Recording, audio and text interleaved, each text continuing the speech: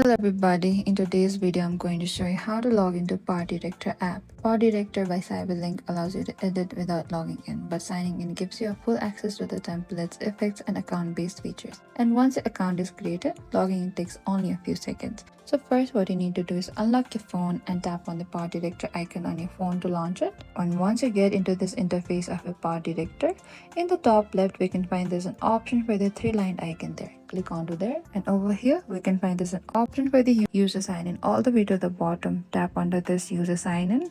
So over here you'll be asked to enter your email address, password, the one you used to sign up, and after entering all your details you can simply sign in, and if correct you'll be logged into your account instantly. Logging into PowerDirector app is simple. Just open the app, tap sign in and enter your details, and once logged in you can unlock all the features and you can edit videos smoothly with your account synced. Thank you for watching this video. I hope I could help you. If you have any queries or confusion, please comment down below and we will reach out to you very soon.